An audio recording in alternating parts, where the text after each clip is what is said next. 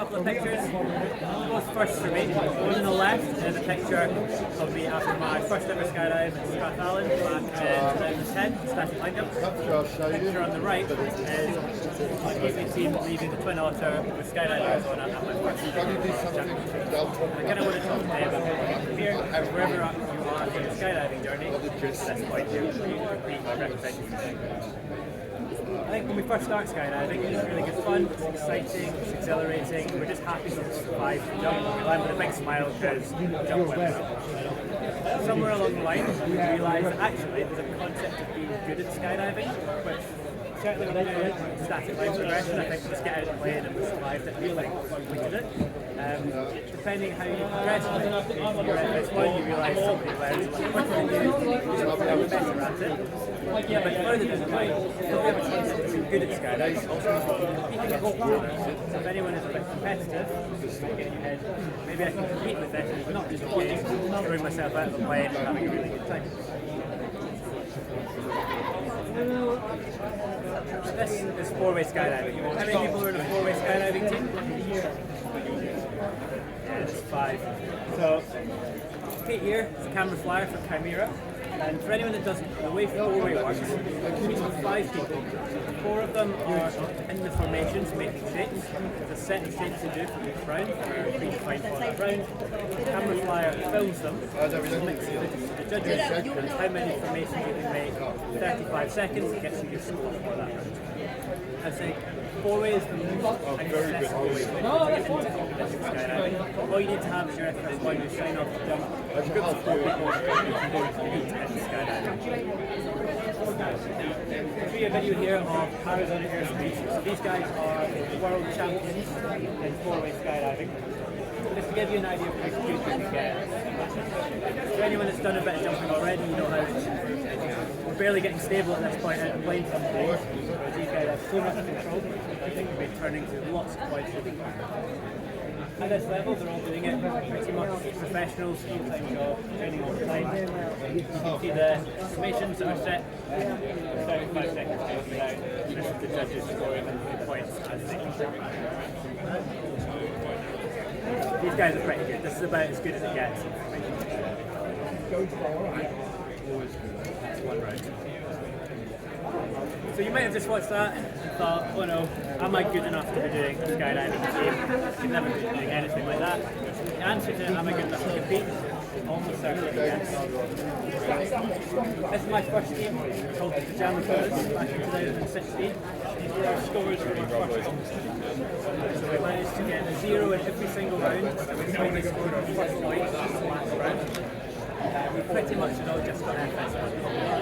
What this doesn't show is for each of these rounds, although we were scoring 0, in that 35 seconds we were getting closer and closer to getting some points. And finally by the end of the competition we got that first point, we got big cheer, big name last.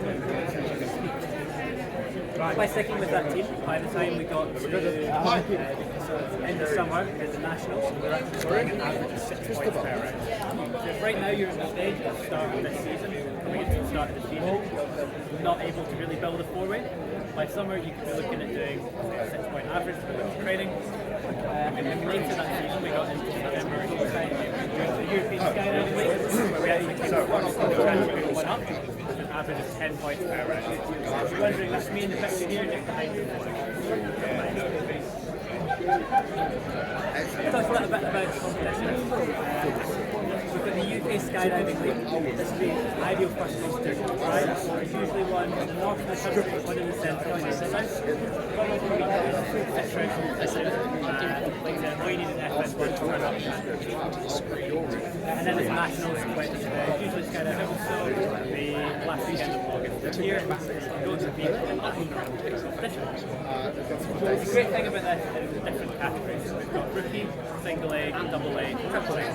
And the idea is you compete in the category at your level of skill. It means that even if you're just starting out, you can have a really good competition against your peers without having to worry about trying to beat Chimera and triple A or a team that's done loads and loads of training.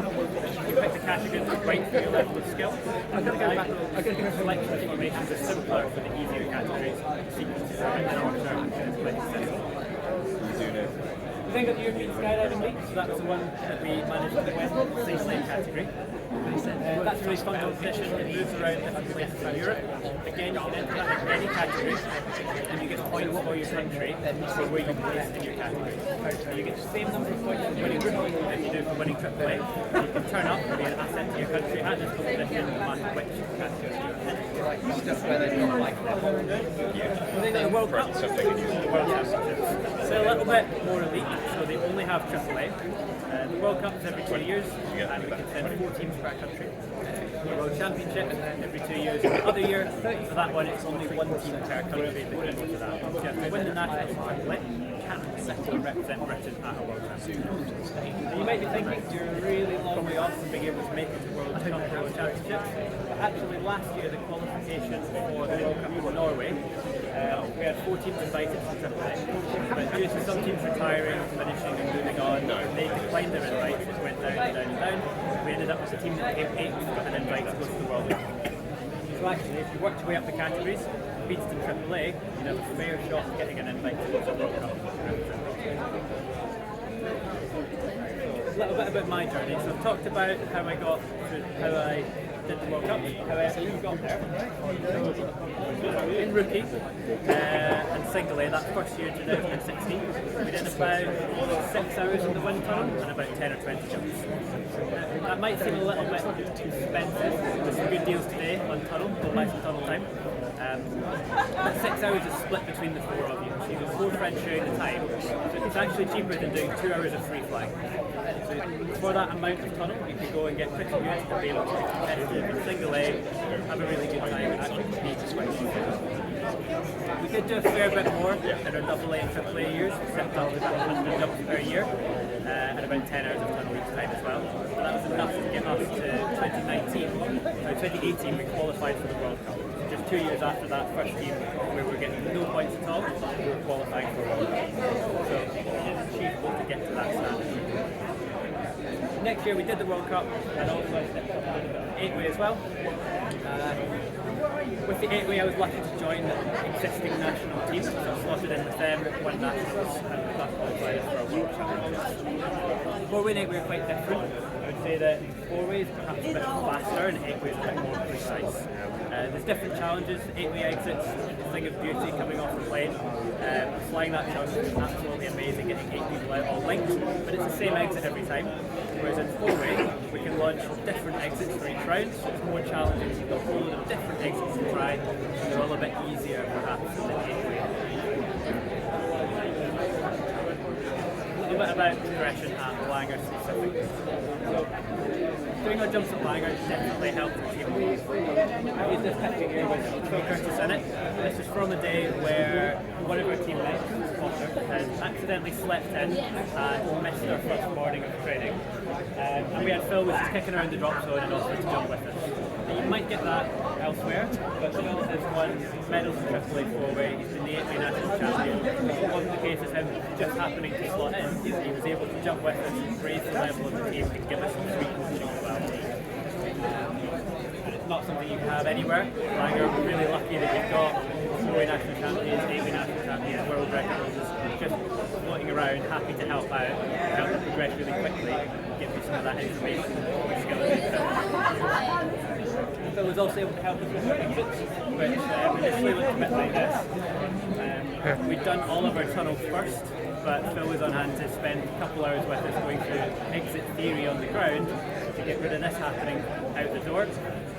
And that saved us wasting the first 10-15 seconds of a lot of our training jumps. Again, if you're training at Langar, you've got lots of teams that have built up to AAA over the years. They're all very happy to give you little tips, little pointers that can make your training jumps a lot more effective. So, other benefits. I'll come on to the pictures.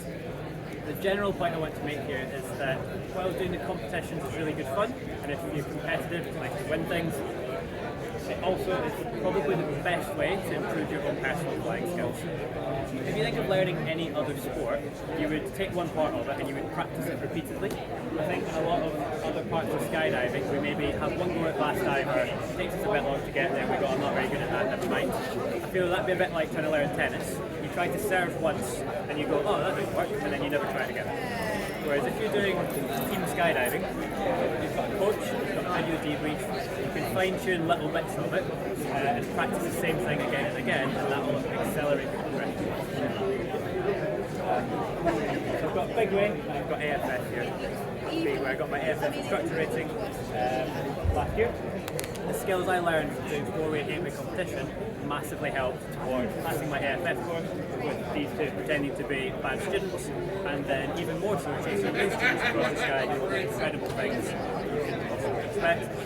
And on the big way scene now, there's definitely more of a thing where load organisers are looking for people with team skills. So if you can apply to a big way event and say, I've done this and this 4-way or 8-way, that'll go a long way to get you to the big way events as well. That's finally, a little bit about transition into CS. So, as well as being lucky at Langar that we've got loads of really good formation skydivers around, some of the best camera flyers in the world, we've got really good free flyers, and we're also home to Airspace Invaders, who are the British Canopy Formation Scheme.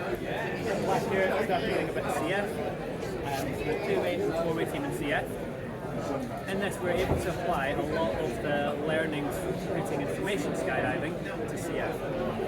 We worked out pretty early on that in canopy formations you can send 2 teams to World Championships. We started the year doing a little bit of 2-way, barely able to get together and make any shape at all. Came up with a training plan to do about 100 jumps. And through that year we moved up through the categories of rookie, intermediate and into senior, and managed to get a silver medal in the senior nationals to qualify for the World Championships this year in the Expo. And that gives us a starting point of basically just having the stickers in CF. It's a little easier in CF, there's not so many competitors, but using all the skills and the tools we've learned competing in 4-way in FX, we're able to apply that to getting coaching, having a training plan, working on those individual bits, while we're having fun managed to qualify for the World Championships. That's basically all I had to talk about. Hopefully that's given you a bit of an overview into how you can compete in skydiving, and happy to answer any questions or